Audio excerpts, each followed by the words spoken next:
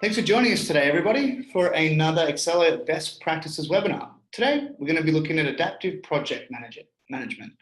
I'm your host, Tom. I'm an account manager here at Accelo, and joined by my good friend and colleague, John, who will be presenting the majority of today's presentation. He's also a service designer here. He's going to provide fantastic insight. John? Great, thanks, Tom. So today we'll cover a bit of what adaptive project management is, background on the evolution of adaptive project management, and then we'll spend the rest of our time looking at how to run adaptive project management within Accelo. So those would be the three components of adaptive project management: how to build repeatable templates, and then how to improve those over time. And then what happens during live projects? How can we change our scope and our time on the fly? And also what happens when we have deadlines that shift? And then how do we see that transparency internally or with our clients? Thanks, John. And also we will have the Q&A function inside the Zoom account here. Feel free to submit questions as you go along.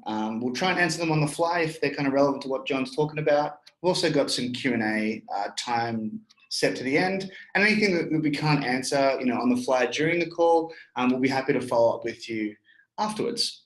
All right, great, let's get going. Thanks, Tom. So to go into a history of adaptive project management, we'll go back all the way to the 1900s and 1910 with Henry Gantt and his chart. And if you recognize the last name Gantt, that's the name Gantt chart. And what Henry was able to do is he was a researcher and into the science and engineering of building things and building projects. And one of the first things that was applied with his Gantt chart was shipbuilding. And in World War I, the US Navy applied some of his Gantt charts to be able to build ships faster and better and with less errors. So that had to do with making sure that the materials arrived on time, making sure that the draftsmen and the people were in the right place at the right time to eventually build these really amazing ships coming out of the United States. So if we were to fast forward to the 60s and the 70s, there was a lot of adaptation and evolution research going on in the biology and the animal world, and looking into the DNA within animals and putting them out into the wild in their environment, how that reflects on the people or the animals in their environment. So there was some management philosophy around that time looking at, well, what if we apply the same things to our businesses and the projects that we run? What happens if we're more adaptive in our structure, in the delivery methods, rather than being really rigid like the manufacturing principles and even Henry Gantt's approach to delivering projects? And then lastly, the point of history we're going to go to is around 2000, when the software development started becoming a lot more pervasive throughout the professional service industry, and looking at agile project management.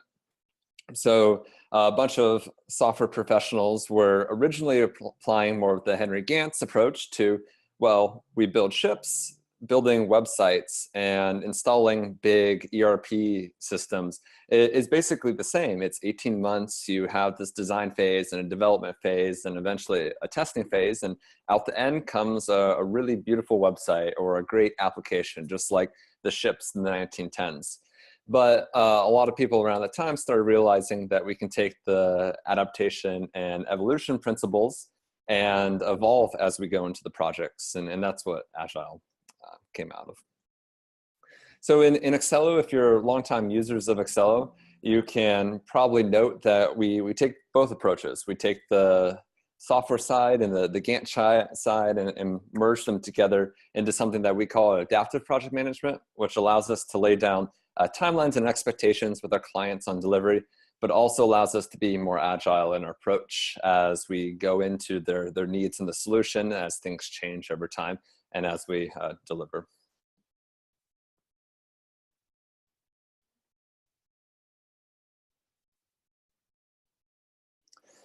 So in practice, what adaptive project management looks like within Accelo is there's three phases.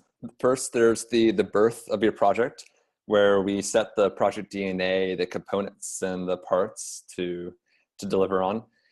Then the next is the living and breathing project, our live and active projects out in the real world. And what we'll be covering today is what happens when scope changes, what happens when time changes, and what happens when the deadlines begin to shift. And we'll look at some ways that you can better manage those as you move through your project.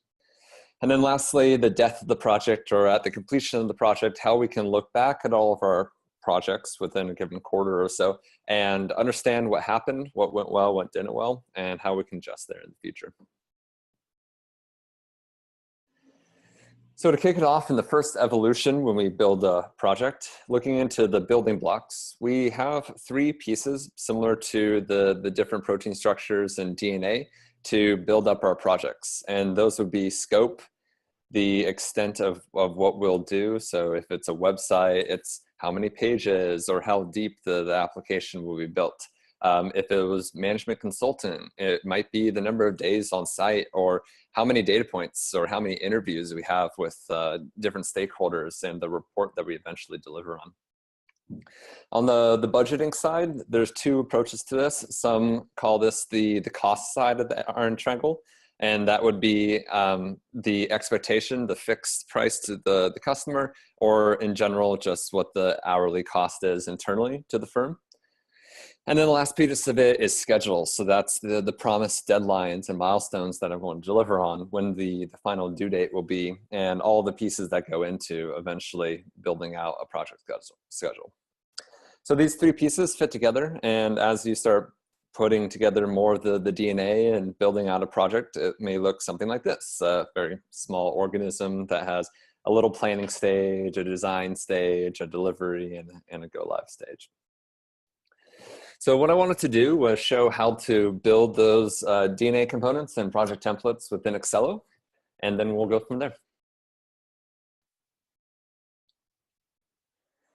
So I'm in the project section of Accelo. How I get to this through the administrative area is through configuration.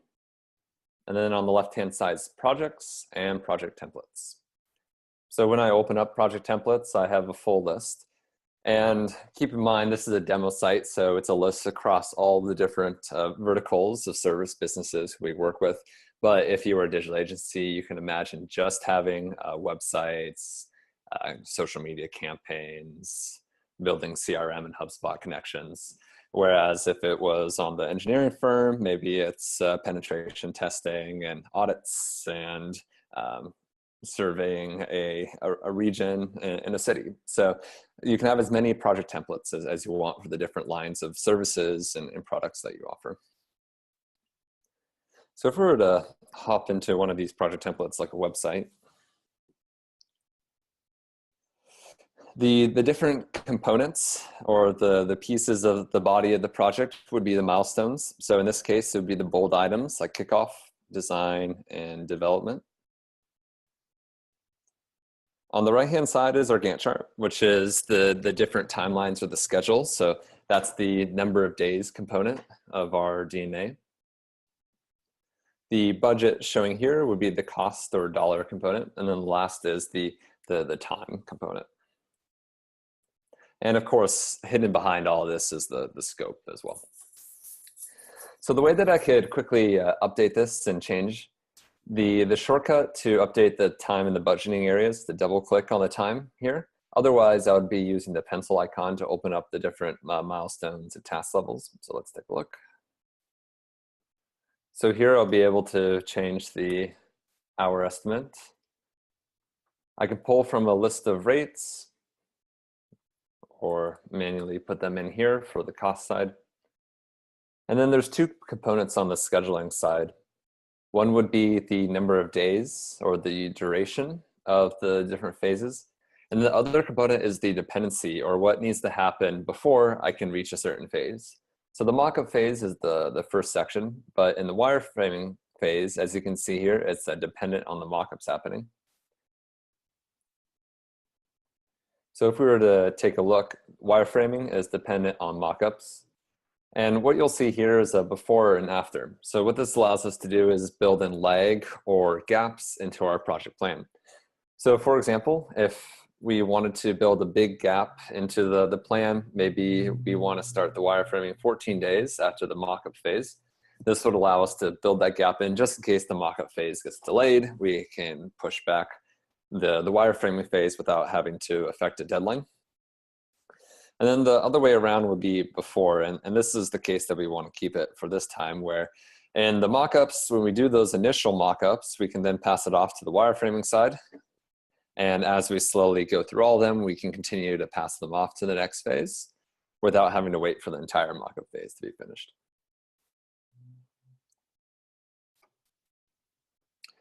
And then the last part of it is scope. And one would be creating a client brief for a scope document outside of Accelo and linking it in through Dropbox or through Google Drive.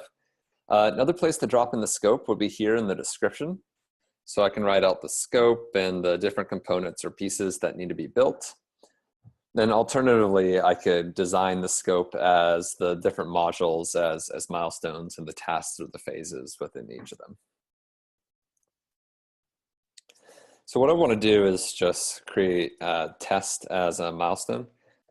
And what I can do here is I can either use the arrow keys, or if you use the Alt keys, you can move it back and forth and up and down. So that has helped build project plans a little bit faster.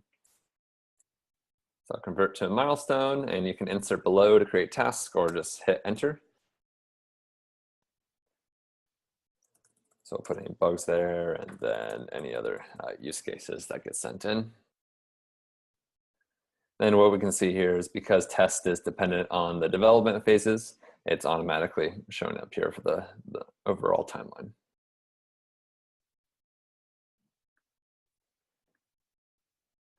So I think bugs are going to take me at least 10 hours, and going through the final client use cases and interviews and acceptance testing will take me 10 hours. But what I want to do is build in some adaptability to this project. So we've already scoped out the 20 hours, and in a traditional waterfall, that would be the end of it. And here what we can do is, instead of having the 20 hours roll up, we can do a fixed amount for, let's say, 40 hours. And what that allows us to do is build in some buffers and times to have client requests come off the fly, and for us to adapt within the set budget that we've given, without having to ask for more money or without running the chance that this phase won't be profitable.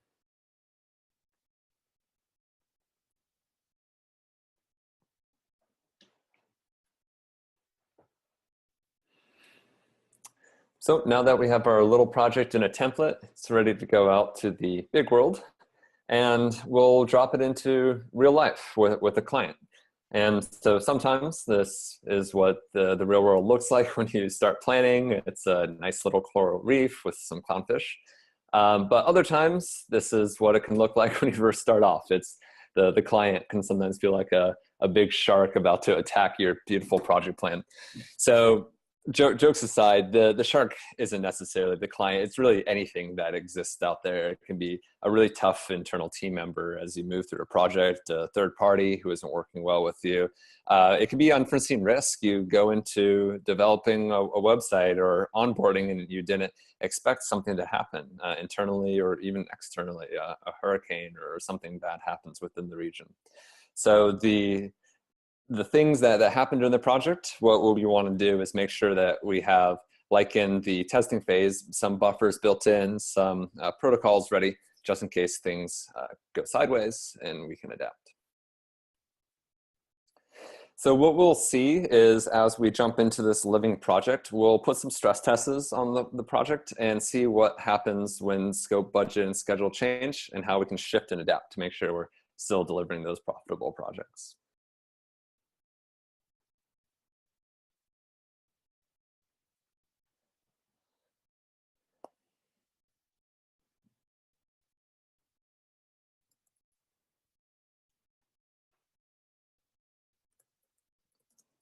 So let's say I was designing a new booking app for Delta Airlines.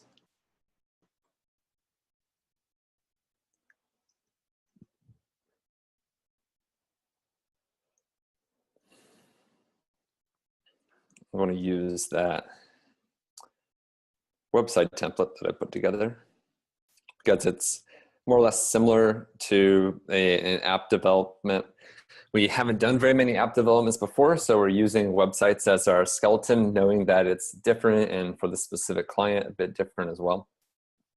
Since Delta is a lot larger client than we've had in the past, what I would probably do during the quoting phase, and especially now during the project building phase, is I might build in some more buffers into the project. So instead of 10 days, I'm going to blow out the wireframing and the mockups phase, so we can see the duration of the design phase increasing. And same with the hour amount. I'm going to throw in 40 hours here and have that factored into my budget, just in case there's a lot more requests than we're used to. We haven't necessarily streamlined this process.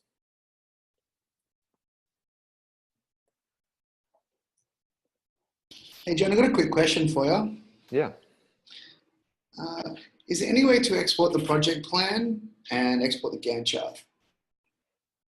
That's a good question. Unfortunately, not at this time. And Tom, we can follow up with some of our thoughts and ideas around workarounds though.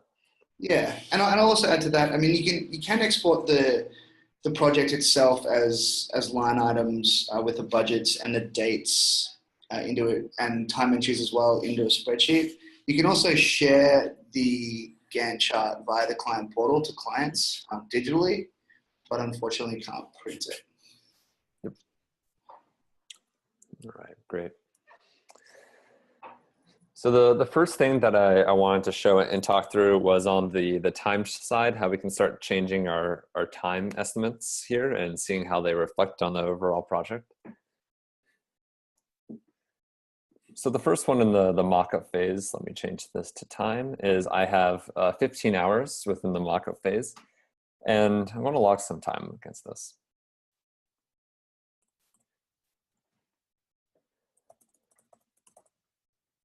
So I spent 5 hours of daydreaming.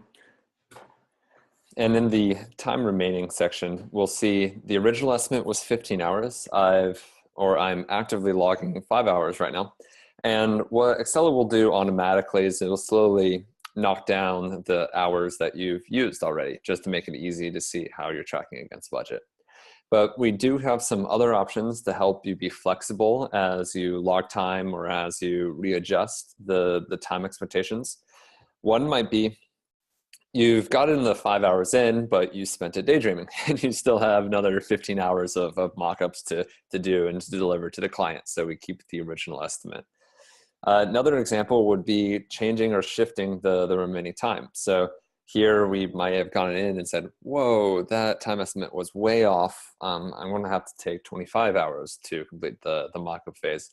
Can also go the other way around. As I'm actively getting through this, maybe I realize I don't have as much time that I need to spend on this, and I can probably crank it out in another 5 hours. So what this does is allows you to be really flexible on the time and the expectations in the future. And then this would obviously affect some forecasting on the time and budget, and also everyone's schedules. But let's keep that estimate there.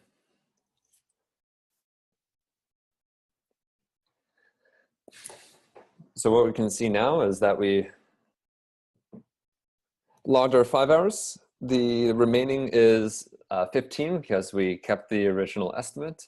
And we can see now that we're about to go a little bit over budget, and that's why it's showing as orange here. And then the last part that happened is we originally built in a buffer of a few hours, and now it's slowly eating up that 9 extra hours of unallocated time in our original buffer. But like I said, it can go the other way around. As I'm logging another 10 hours, I have 0 hours remaining. And now what's happened is I've logged it perfectly on budget. I've completed this phase of the project, and then I got my 5 hours back to 14 hours unallocated. So another way that we can scope out this unallocation as we go on the fly and as we realize during the design phase that new things need to be added is we can create a quick task on the fly that pull from that original bucket of time. So here I'm going to do an all-day task. I realize that You know what? I don't want things to go south. Maybe I want to do an on-site visit with Delta.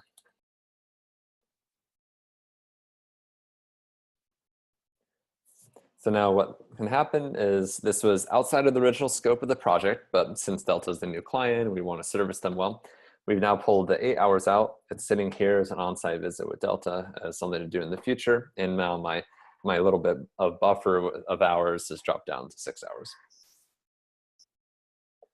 So as I go through the mockups and the wireframing, as I'm continuing to log time, I can always be really flexible and adaptive for the time and the shifting around between tasks to make sure that I'm on track and on budget on this side.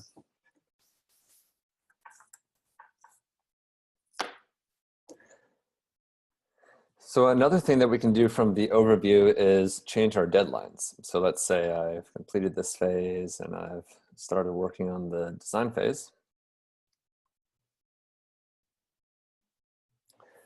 If I were to hover over our start and due dates, you'll have 3 areas that are going to help you make sure that the schedule stays on track. And if it does shift and move around, it'll alert you for those changes. So the first is the start dates. We planned to do on November 3rd, but awesome, we did all the kickoffs today, so it actually happened on November 2nd.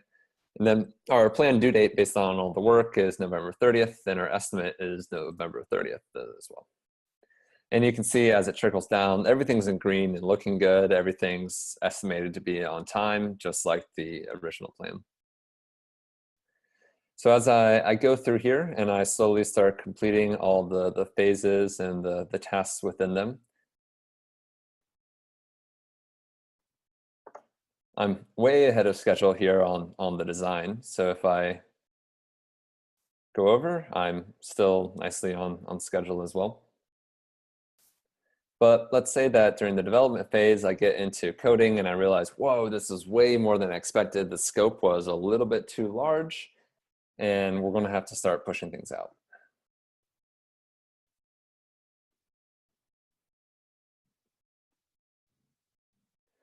So because we set up those dependencies, it looks like I'm still going to be starting here just on time, but my due date got pushed out. You can now see the trickle-down effect of the testing phase getting pushed out, as well as my go-live phase being pushed out.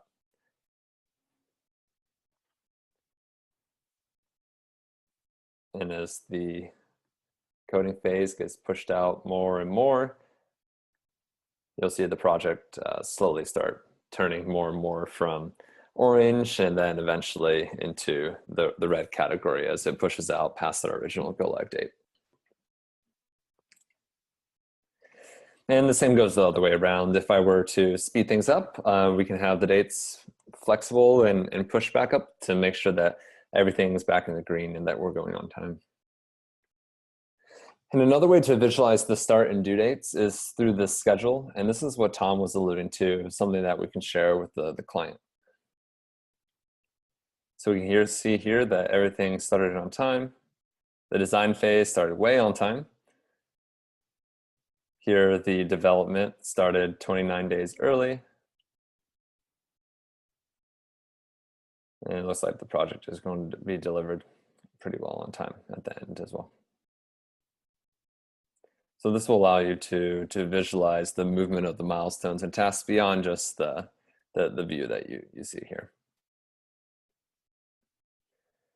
So something that when schedules shift, it has been helpful is being able to share those with the client. So let's say that Tracy or Carl over at Delta were to log into the client portal. Here's some information that we can share with them.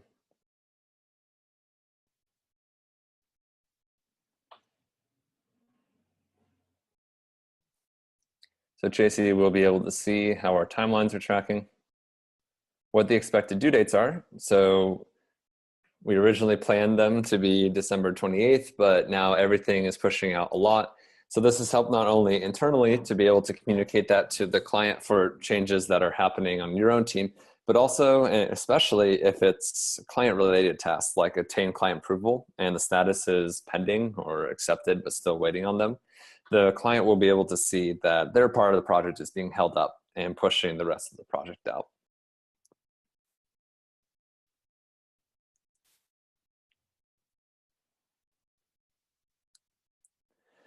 So those are the sides of changing things on the fly within the internal dynamics of your team.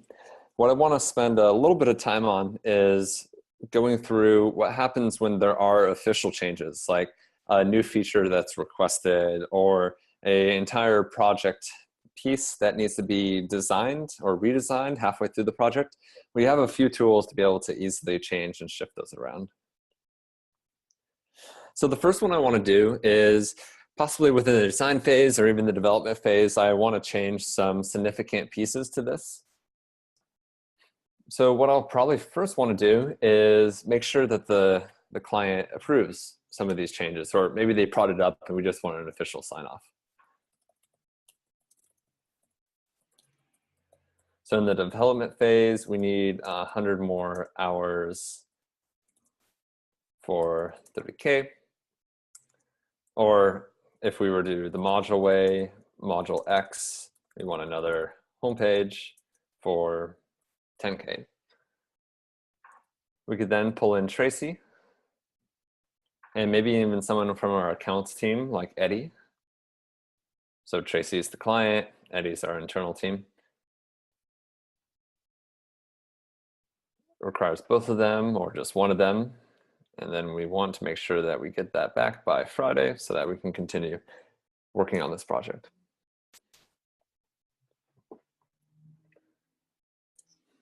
So now what Tracy will do is she'll get that in her email inbox with a link to the client portal, or she can just access it through here like we see. She can look at the changes to the development plan, make comments, and approve or decline it.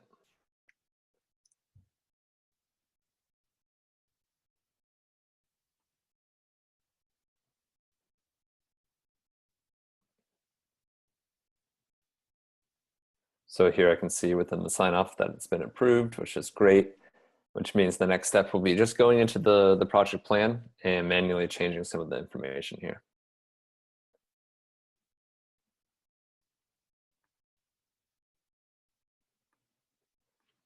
So we now have 175 hours, adding some of the dollars. And probably what that entails as well is a much longer phase. So let me push that out. So something to note is if the phase hasn't been started, I can still adjust and move things around. Whereas we can see here on the locked, they already happened. So as I shift and move things around, it won't let me. Everything's basically locked in the project plan.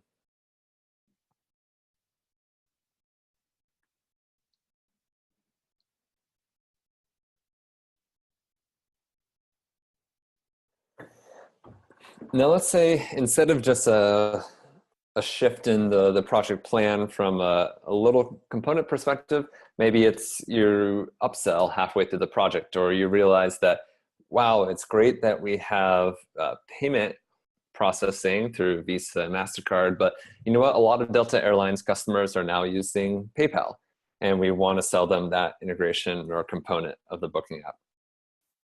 So what I'll do in that case is head on over to the original sale, and we're going to create a more official quote for the change order.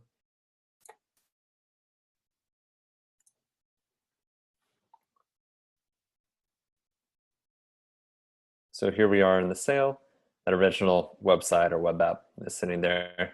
It looks like the PayPal integration is sitting there too.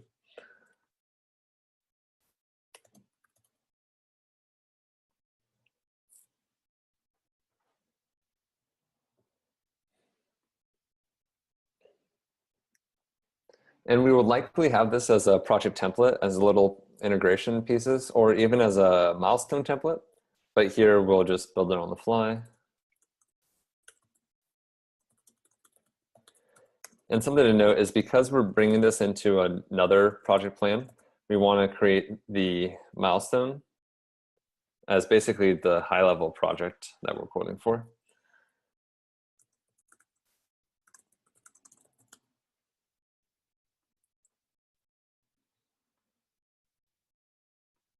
I'll just make it a flat.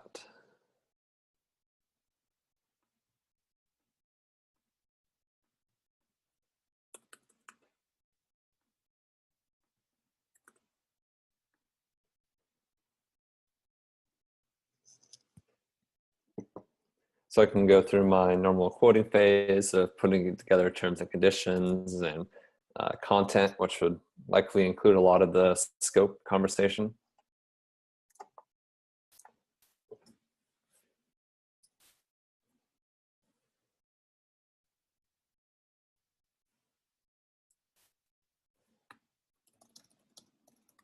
Send that over to Tracy. She'll see that in her email as a PDF with also a link to the client portal. So if she were to click on that link, it would bring her to the quoting area.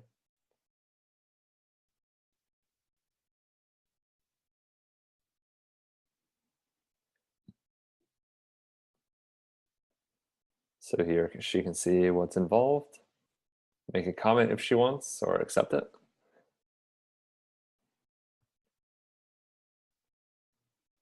And then now on our side, if we were to refresh the screen, we can see that she accepted the quote. Fantastic. And then convert that into the project. Something to note is you want to have the same project type as the original project. So our original booking app was website design. Now PayPal we want to have as website design. That just allows you to merge the two together.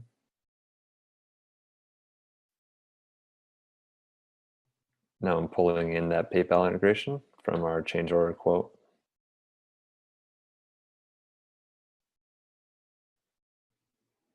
And it's now thrown it into the bottom of the booking app. But since I'll be developing it above the testing phase, I'm just going to move it into the project.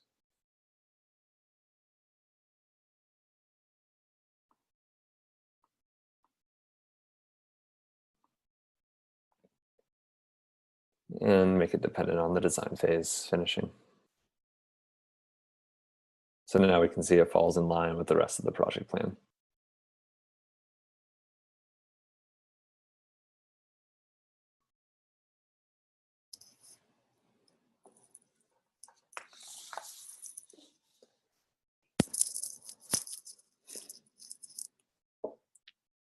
The last part I wanted to share on the client portal is we have the sign-offs and quotes area that we covered, but the last part is on the project, just seeing the different project plan parts.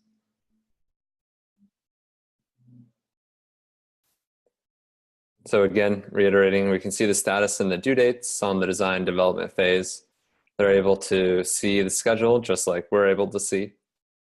And then they're also able to keep track of any of those changes that happen and what we're doing to adapt to them through the sign-offs area.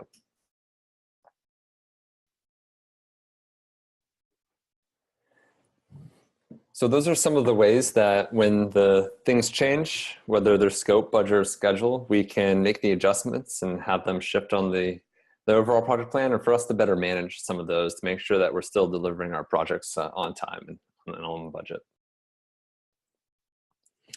Then the last part of it is once we've started running those templates and made all of our adjustments and changes on live projects, how can we get better at our projects in the future? Especially after that first booking app, maybe we've done 10 of them, or maybe now we've done 20 websites. How can we take some best practices and make sure that we're keeping the things that do work, discarding the things that don't, and brainstorming on other things that we can bring to the project that can improve our delivery. So the best place to start on this would be through the projects list or the reporting section for the projects.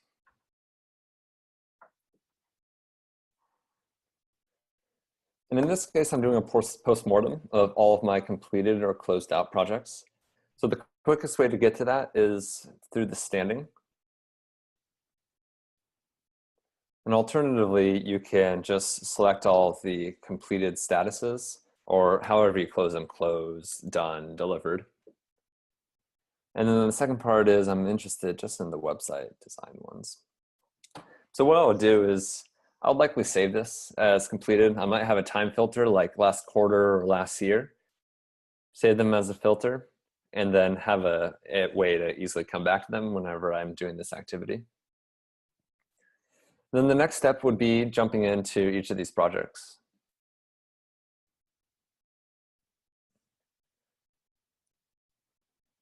So here from a high level, I can see that the design was way over budget.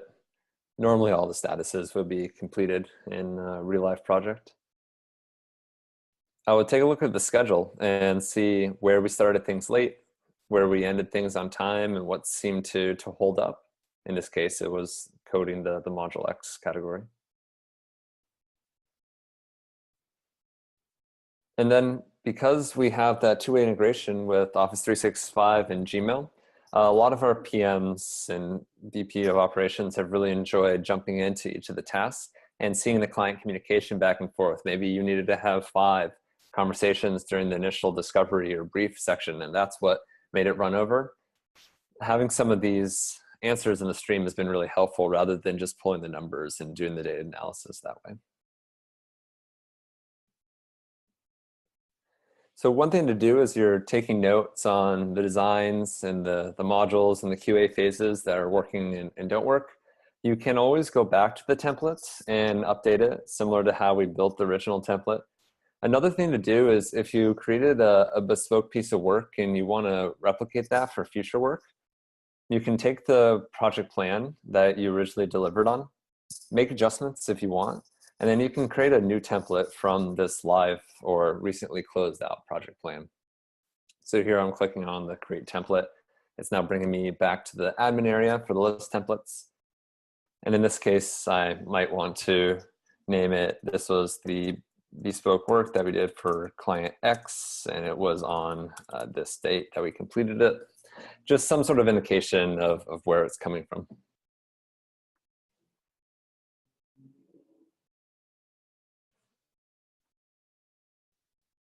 So now anytime you do a project similar to that, the sales team identifies that, quotes on it, or the project delivery team sees that it's a similar client with a similar piece of work and can use some of these templates and best practices that you used from the original project in the new projects.